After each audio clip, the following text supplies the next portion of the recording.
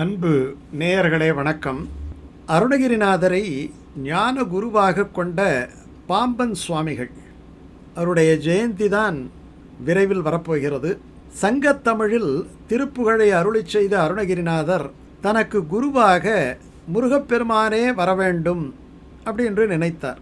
இதை அவர் கந்தர் அனுபூதியிலே குருவாய் வருவாய் அருள்வாய் குகனே என்று பாடுகிறார். இப்போ அருணகிரிநாதருடைய திருப்புகழ், கந்தரந்தாதி, கந்தர் அனுபூதி ஒவ்வொரு நாளும் பாராயணம் செய்து அருணகிரிநாதரைப் போலவே முருகனை எண்ணி தமிழ் பாடும் ஆற்றலை தந்திரள வேண்டும் என்று முருகப்பெருமானிடம் மன்றாடி அந்த ஆற்றலை பெற்றவர்தான் பாம்பன் சுவாமிகள். அருணகிரிநாதரை ஞான குருவாக கொண்டவர். அதனால தான் இவருக்கு உபய அருணகிரிநாதர் அப்படி என்கிற ஒரு பெயர் வந்தது. இத்தனை பெருமை பெற்ற அவருடைய அசல் பெயர் என்ன தெரியுமா?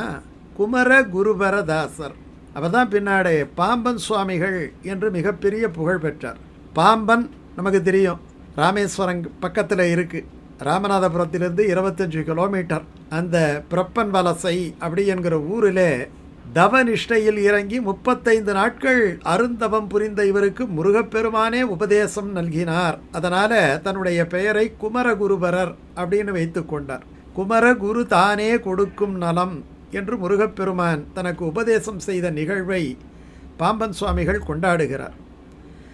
அந்த குமரகுருபரதாச சுவாமிகள் தமிழ்நாட்டில் ராமேஸ்வரம் என்கிற ஊரிலே பாம்பன் பகுதியில் பிறந்தார். இவருடைய தந்தையின் பெயர் சாத்தப்ப பிள்ளை, தாயின் பெயர் செங்கமலம். இவருக்கு ஒரிஜினல் அசல் பெயர் என்ன தெரியுமா? குமரகுருபரதாசரும் கிடையாது, பாம்பன் சுவாமிகளும் கிடையாது. இவருடைய அசல் பெயர் அப்பாவு. உள்ளூர் கிறித்துவ பள்ளியிலே பயின்றவர். முனியாண்டி பிள்ளை என்பாரிடம் தமிழ் கற்றவர். பாம்பன் சேது மாதவ ஐயர் அப்படின்ட்டு ஒருத்தவர் இருந்தார். அவர் இவருடைய முருக பக்தியை நன்றாக தெரிந்து கொண்டு ஒரு விஜயதசமி அந்த நாடிலே இவரை அழைத்து அக்னி தீர்த்தத்திலே மூழ்கி எழச் செய்து 6 எழுத்து மந்திரத்தை உபதேசித்து அருளினார். அது மட்டும் இல்லை, நீ வெறும் தமிழ் கற்றால் போதாது, வடமொழியும் கற்க வேண்டும் அப்படி என்று அவருடைய ஆலோசனையின் பெயரிலே வடமொழியும் கற்றுத் தேர்ந்தார். இவருக்கு வேற ஒரு வேலையும் கிடையாது. அருணகிரிநாதரை நினைத்து கொண்டு சதா அருணகிரிநாதரின் திருப்புகழையும் அருணகிரிநாதரின் அந்த கந்தர் அந்தாதியும் கந்தர் அனுபூதியும் கந்தர் அலங்காரத்தையும் பாடுவதுதான் இவருக்கு வேலை. முருகப்பெருமானிடம் கொண்ட எல்லையற்ற பக்தி, அதனால் இவரை மிகவும் கவர்ந்த நூல் கந்த சஷ்டி கவசம். அந்த கந்த சஷ்டி கவசத்தினுடைய அமைப்பில் பின்னாலே இவர் சண்முக கவசம் அப்படி என்கிற பாராயண நூலை முருக பக்தருக்காக இயற்றி தந்தார். 12-13 வயதிலேயே சிறப்பான கவிப்படும் ஆற்றல், அந்த திறமையை பெற்றிருந்தார். ஆசுகவி, ஆசுகவின்னா நினைச்சாலே உடனே பாடுவார். இவர் எழுதின மொத்த பாடல் எவ்வளவு தெரியுமா?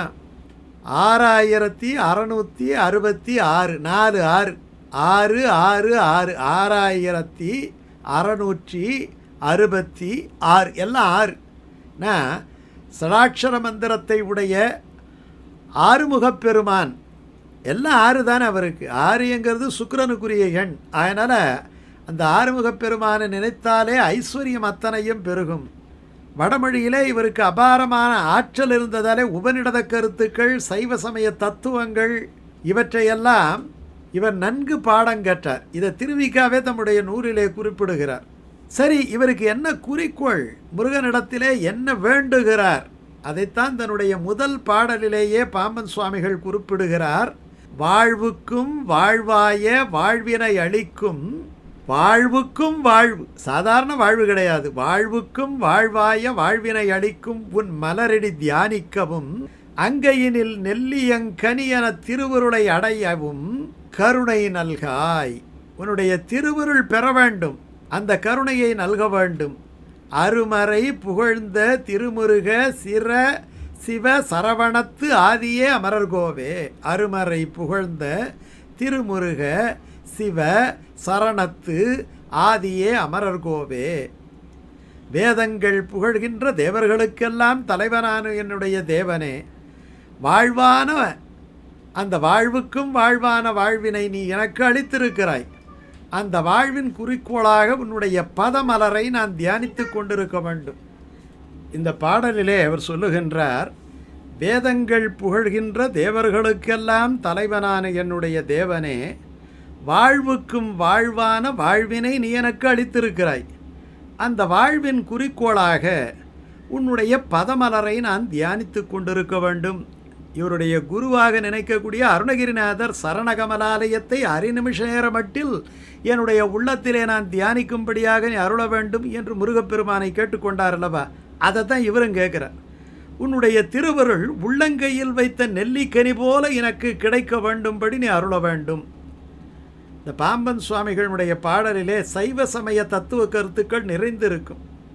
இந்த சுவாமிகள் வாழ்விலே எத்தனையோ அற்புத நிகழ்ச்சிகள் நடந்திருக்கின்றன. சென்னை மருத்துவமனை நமக்கு தெரியும். அங்கே மன்றோ வார்டில் பாம்பன் சுவாமிகளின் திருவுருவப் படம் ஒரு படம் ஒன்று இருக்கும். அந்த வார்டுக்கு மன்றோ வார்டுன்னுட்டு பேர். காரணம் என்ன அப்படின்னு சொன்னால், 23ஆம் ஆண்டு 1923 டிசம்பர் 27ஆம் தேதி அந்த சென்னையில் தம்பு செட்டி தெரு. அந்த தம்பு செட்டி தெரு ரொம்ப பிரபலமான தெரு. அங்கே அவர் நடந்து போயிட்டுருக்கும்போது ஒரு குதிரை வண்டி சக்கரம் இவர் காலில் ஏறிடுச்சு. கால் எறும்பு இவருக்கு முறிஞ்சிடுச்சு. அப்போது பொது மருத்துவமனையிலே சேர்க்கப்பட்டார். அப்போ சுவாமிக்கு வயசு 73. அப்போது ஆங்கில மருத்துவர்கள் தான் அவர்கள் அவரை பரிசோதனை பண்ணிவிட்டு, இன்றைக்கி உள்ள அந்த மருத்துவ வசதிகளெல்லாம் இன்றைக்கி கிடையாது, அதனால் இது ஒன்றும் குணமாகாது, உங்களால் நடக்க முடியாது அப்படின்னு சொல்லிட்டாங்க. உடனே இவருடைய அன்பர்களெல்லாம் சண்முக கவசத்தை அவர்கள் தொடர்ச்சியாக பாடி வந்தார்கள். அந்த சண்முக கவசத்தினுடைய ஒரு பெரிய ஆற்றலினாலே, முருகப்பெருமானுடைய திருவருள் இவருக்கு இருந்ததாலே அவருடைய கால் எலும்பு சேர்ந்து போயிடுச்சு. அப்போ மயூர சேவன விழான்ட்டு ஆண்டுதோறும் மார்கழி மாசத்துல நடைபெறும். அந்த பாம்பன் சுவாமிகள் இயற்றிய சண்முக கவசம், அந்த சண்முக கவசத்தில் 30 பாடல்கள் இருக்கு. ஒவ்வொரு பாடலும் முருகனினுடைய 6 முகங்களால் உடலில் பல்வேறு பாகங்களை காக்க வேண்டும் என வேண்டும் பாடல். அதில் ஒரு பாடலாவது நம்ம பூஜை அறையில் பாடணும். பாம்பன் சுவாமிகளுடைய நினைவு தினத்தந்து பாராயணம் செய்தால் நம்முடைய எல்லா விதமான நோய்களும் நீங்கி சுபிட்சமான வாழ்வு கிடைக்கும்.